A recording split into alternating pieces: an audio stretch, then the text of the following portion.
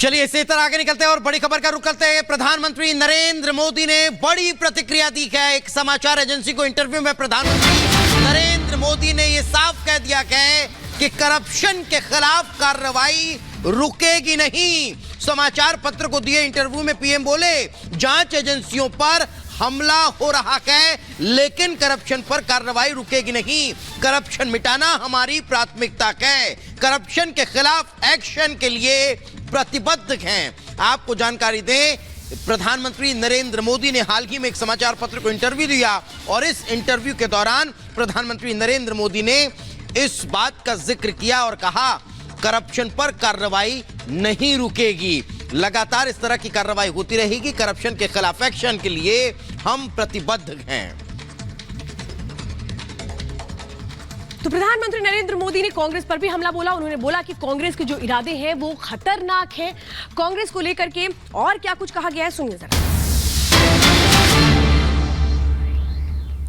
तो इस वक्त आपको बता दें, कांग्रेस पर प्रधानमंत्री नरेंद्र मोदी का कांग्रेस को जवाब दिया गया है। कांग्रेस के इरादे खतरनाक हैं। कांग्रेस का इतिहास भी खतरनाक है।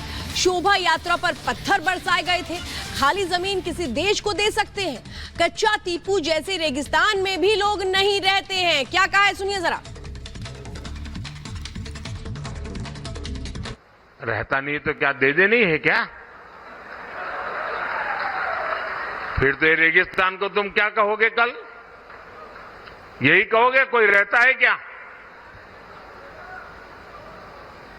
क्या कोई देश की सेवा ऐसे होती है क्या? ये तरीका है क्या? ये है इनकी मानसिकता। इनके लिए देश का खाली हिस्सा सिर्फ जमीन का एक टुकड़ा है। कल ये कांग्रेसी राजस्थान जैसे सीमावर्ती राज्य की खाली जमीन यही कहकर किसी भी देश को दे सकते हैं। कांग्रेस का सिर्फ इतिहास ही खतरनाक नहीं है, बल्कि कांग्रेस के इरादे भी खतरनाक है।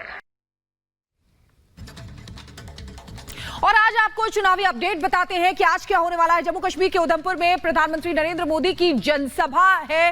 राजस्थान के बाड़मेर की अगर बात करें तो वहां पर प्रधानमंत्री की रैली होनी है। राजस्थान के दौसा में प्रधानमंत्री नरेंद्र मोदी का रोड शो होना है। मुरादाबाद में गृह मंत्री अमित शाह की जनसभा होनी है। ये आपको बता रहे हैं चुनावी अपडेट। अमित शाह की तमिलनाडु के मदुरै में भी रोड शो होगा। मेगा प्रचार करेंगे वो वहां पर। मुख्यमंत्री योगी की सहारनपुर और कैराना में जनसभा होनी है।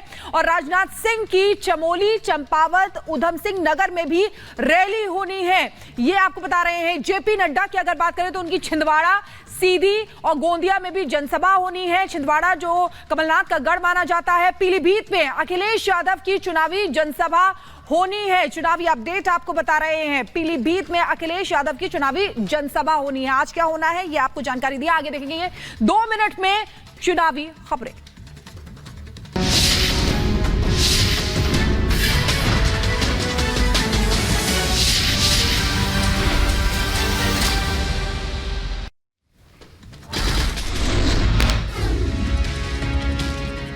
रक्षा मंत्री राजनाथ सिंह की पाकिस्तान को 2 टूक कहा, अगर पाकिस्तान खत्म नहीं कर पा रहा है आतंकवाद तो हम मदद करने के लिए तैयार हैं।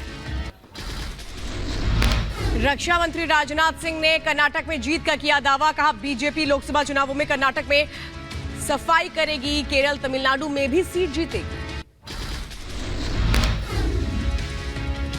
रक्षा मंत्री राजनाथ सिंह ने विपक्ष पर साधा निशाना। कहा, विपक्ष सनातन धर्म पर विवाद पैदा कर रहा है। विपक्ष सनातन को जाति और राजनीति से जोड़ता है। पश्चिम बंगाल में चुनाव प्रचार के दौरान टीएमसी विधायक हमीदुल रहमान ने जनता को दी धमकी। कहा, चुनाव के बाद चली जाएगी सेंट्रल फोर्सेस, उसके बाद हमारी फोर्स के साथ रहना है। बीजेपी नेता शुवेंदु अधिकारी ने वीडियो ट्वीट किया है। वीडियो में वोटर्स को धमका रहा है। एमएलए शुवेंदु अधिकारी ने चुनाव आयोग से एक्शन लेने की मांग उठाई है। हिमाचल प्रदेश के कुल्लू में कंगना रनौत ने विपक्ष पर साधा निशाना। कहा, दिल्ली में उनका एक पप्पू है, यहां भी एक छोटा पप्पू है। मैं उन्हें चुनौती देती हूं, वो मुझे बिल्कुल भी नहीं डरा सकते। कंगना रनौत के बयान पर कांग्रेस का पलटवार। विक्रमादित्य सिंह ने कहा, कंगना ने जैसी भाषा का प्रयोग किया है उसको मैं नमन करता हूं। प्रधानमंत्री नरेंद्र मोदी ने कांग्रेस पर साधा निशाना। कहा, कांग्रेस का इतिहास नहीं, उनके इरादे भी खतरनाक हैं। कांग्रेस नेताओं ने मंदिरों को गिराकर उनकी जमीनों पर किया कब्जा। प्रधानमंत्री नरेंद्र मोदी ने जांच एजेंसियों पर हुए हमले को लेकर दिया जवाब। कहा, करप्शन पर कार्रवाई नहीं रुकेगी, करप्शन मिटाना हमारी प्राथमिकता है। गृह मंत्री अमित शाह का शरद पवार और उद्धव ठाकरे पर हमला। कहा, महाराष्ट्र में नकली शिवसेना, नकली एनसीपी, उद्धव और पवार ने कांग्रेस को आधा आधा किया।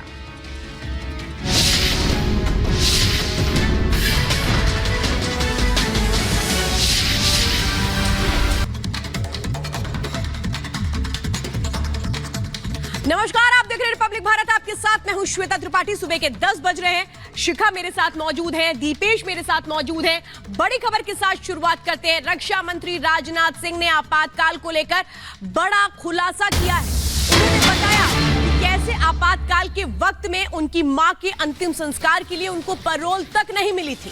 अब कांग्रेस हमें तानाशाह कहती है। रक्षा मंत्री राजनाथ सिंह ने सीधे सीधे कांग्रेस को बताया है कि तानाशाह का मतलब क्या होता है। आप सोचिए, जब 1975 में आपातकाल लगा, उस वक्त राजनाथ सिंह अपनी मां के अंतिम संस्कार के लिए जाना चाहते थे, लेकिन उन्हें पैरोल तक नहीं दी गई। यह कहा गया राजनाथ सिंह की ओर से, जो खुलासा किया गया। सुनिए उन्होंने क्या बताया। तो उन्होंने कहा कि नहीं, मां 1 साल के लिए बढ़ गया, इमरजेंसी बढ़ गई, तो उसी समय उसके कारण जो है ब्रेन हेमरेज हो गया था। तो 27 दिन हॉस्पिटल में रही, डेथ हो गई। लेकिन मैं आ नहीं सका उसमें, मेरी रिहाई नहीं हुई, मुझे पैरोल भी नहीं दिया गया। मैंने अपना बाल वगैरह जो भी सिर का बनवाना था सब जेल में ही बनवाया था। वो लोग हम लोगों के ऊपर तानाशाही का आरोप लगाते हैं, कल्पना करिए।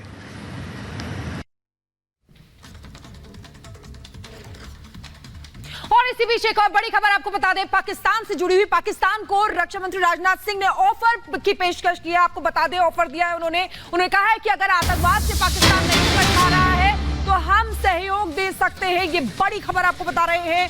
पाकिस्तान को राजनाथ सिंह का ऑफर, आतंकवाद से निपटने के लिए मदद की पेशकश की है। अगर पाकिस्तान आतंकवाद खत्म नहीं कर पा रहा है तो भारत आतंकवाद रोकने के लिए सहयोग करने को तैयार है। राजनाथ सिंह ये कह रहे हैं। पाकिस्तान से यही अपेक्षा करता हूं कि आतंकवाद का सहारा लेकर यदि वह भारत को डिस्टेबलाइज करने की, अस्थिर करने की कोशिश करेंगे तो इसका खामियाजा भुगतना पड़ेगा।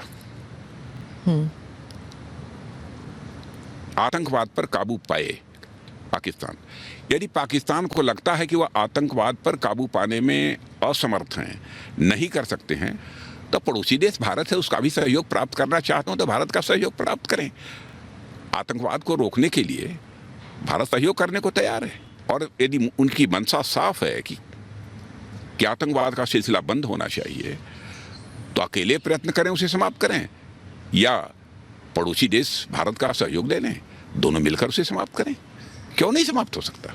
देखिए, आतंकवादियों को कम से कम यहाँ पर इस प्रकार की हरकत करने की इजाजत हम नहीं देंगे। भारत सीमा के अंदर या बांध कर चलिए, चाहे उसके लिए जो भी करना पड़ेगा हम करेंगे। और इसी तरह इस वक्त की बड़ी खबर बेंगलुरु से आपको बता देते हैं।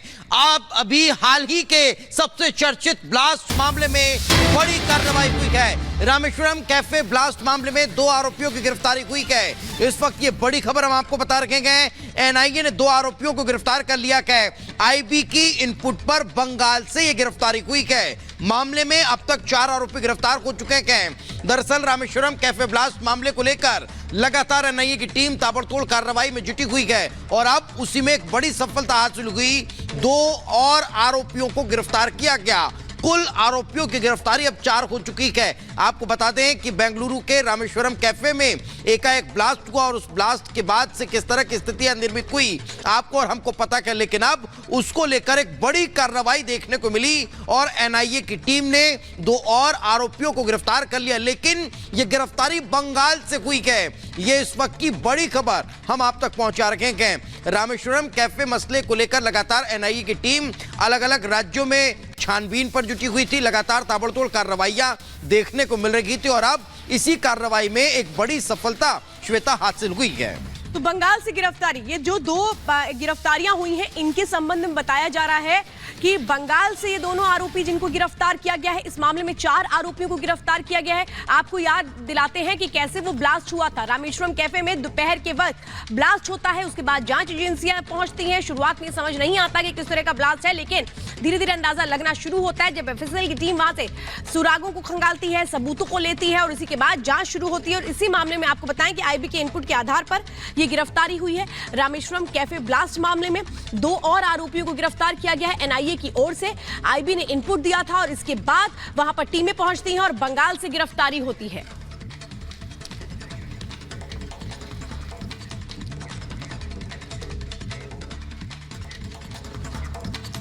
और अगली खबर वाराणसी से आ रही है। सोचिए, सालों का वो इंतजार खत्म हुआ है जब श्रृंगार गौरी में पूजा को लेकर के याचिका दाखिल की गई और उसके बाद अंदाजा आप लगाइए कि जब वो बड़ा फैसला आया जिसमें पूजा का अधिकार मिला था, उसके बाद अब नवरात्र में, चैत्र नवरात्र में जो पूजा का सिलसिला है वो शुरू हो चुका है।